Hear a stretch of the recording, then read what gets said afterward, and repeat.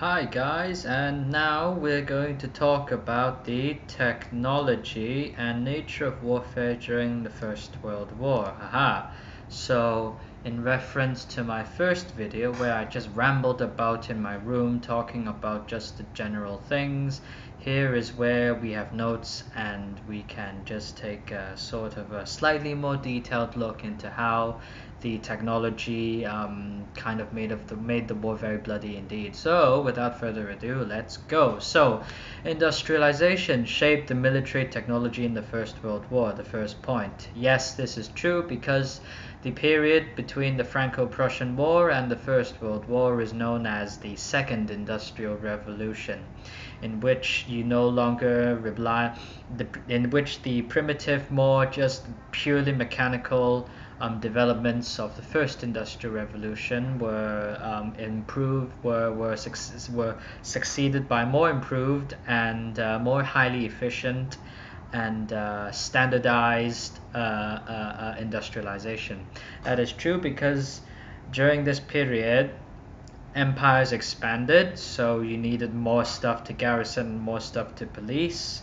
The armies also expanded, meaning that you had to build more rifles, more automatic weapons, make more bullets, build more artillery, etc. So yes, industrialization did shape the military technology, especially on the naval side, given that Britain had the world's biggest navy and you had to deploy a fleet of battleships whenever you could, and you had thriving shipyards at, for example, Barrow-in-Furness, etc.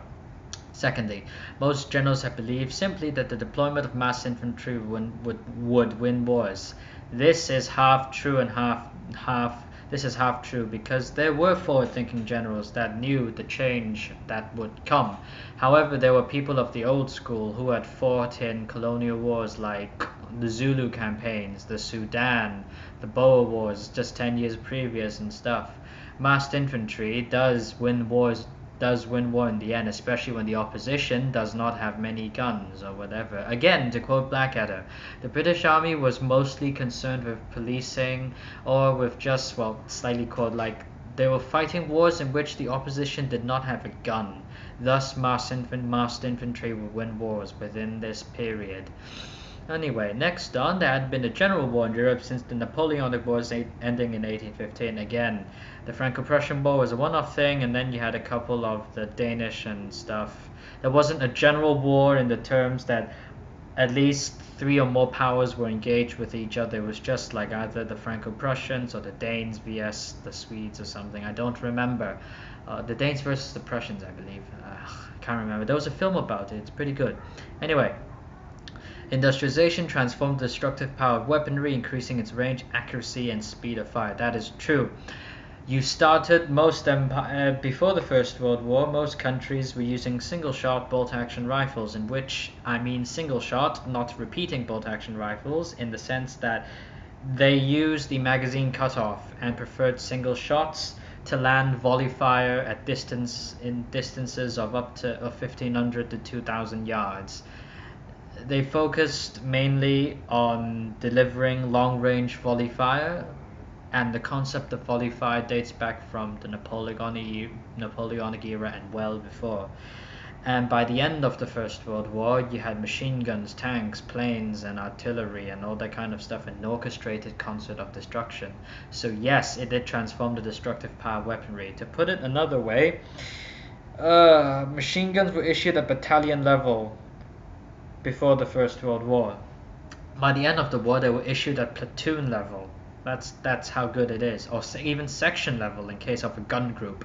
Next, industrialization also increased the scale of production. Well, yep, I mean, of course, you need more guns, so you need more ammo.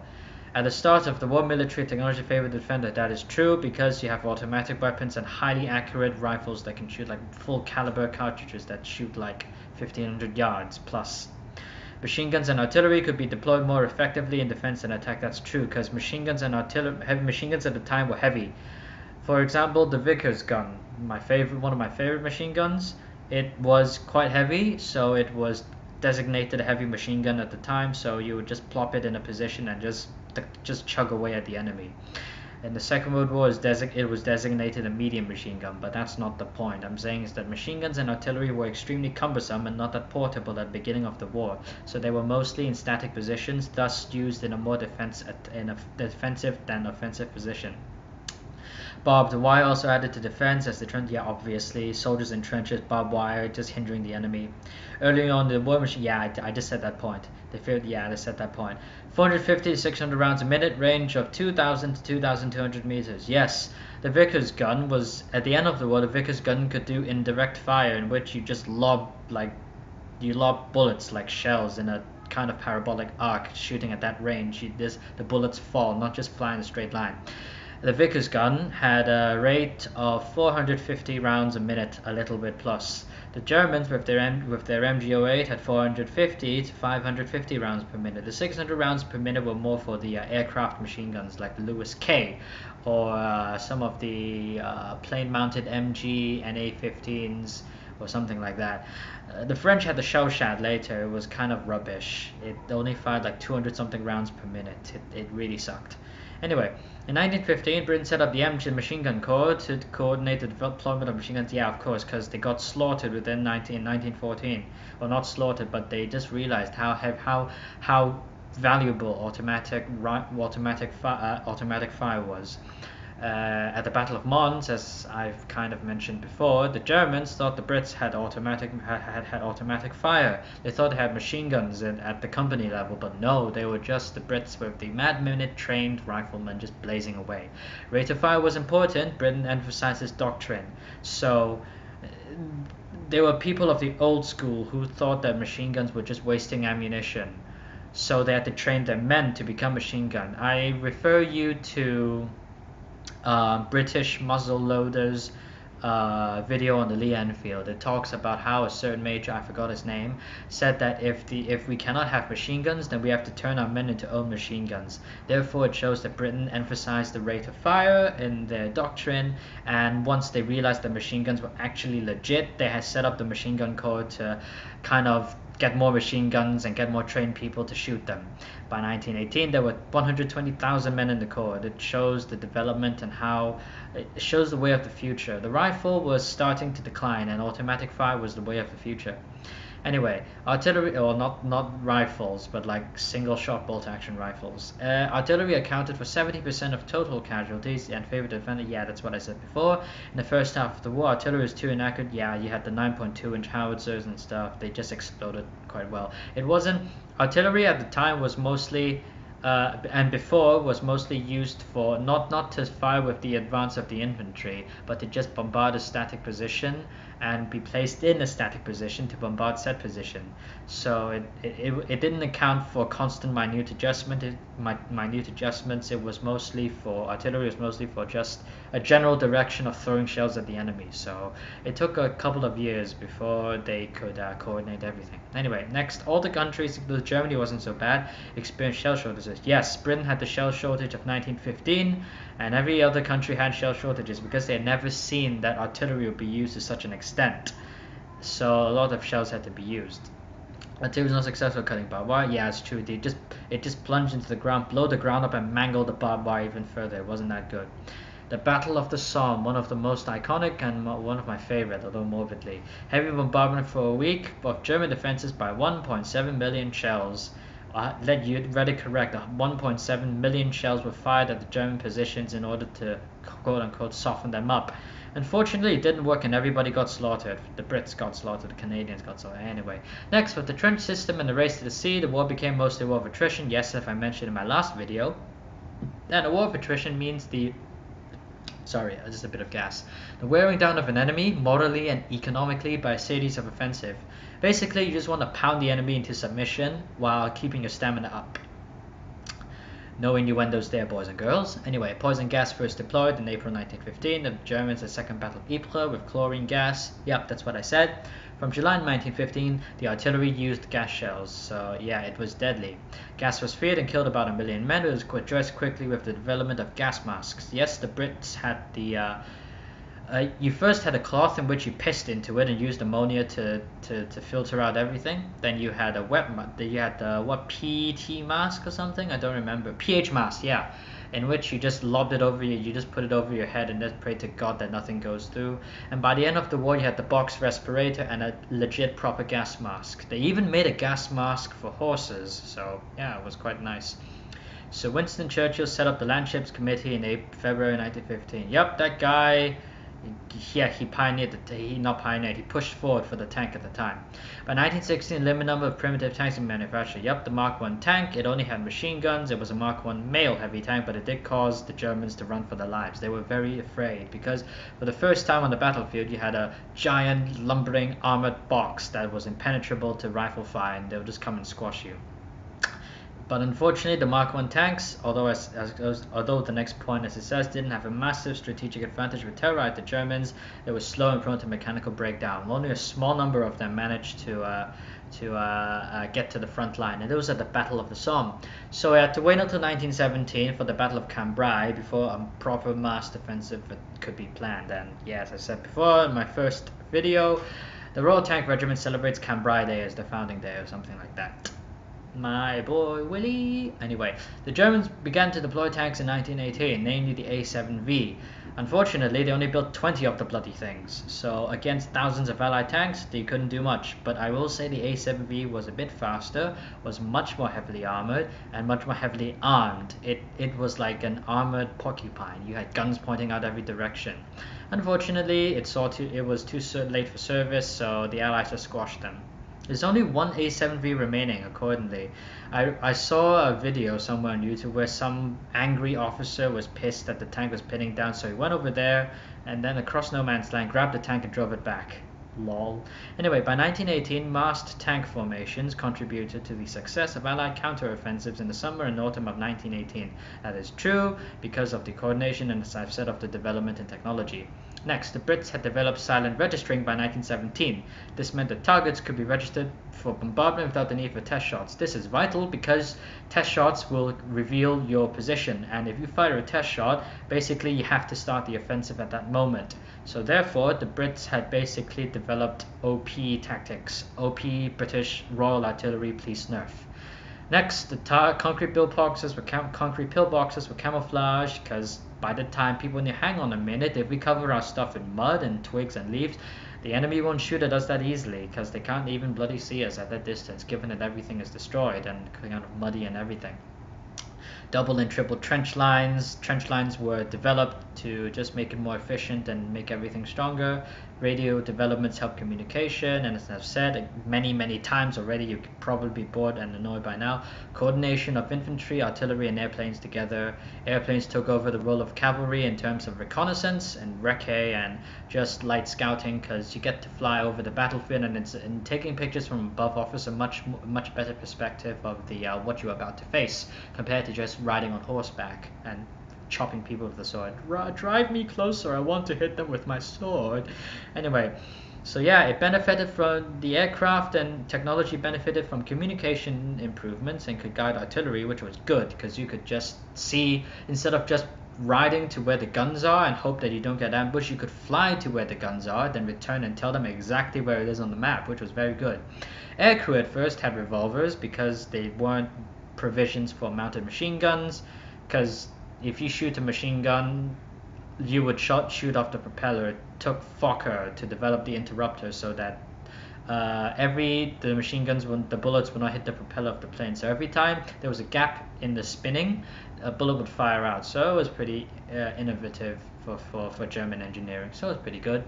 Superiority in the air oscillated often, as per, if you watch Archer, you will know that there was this bloody April in 1917 or something. But at the end, again, thanks to the US backing us up, we won because they literally over a million people coming to help.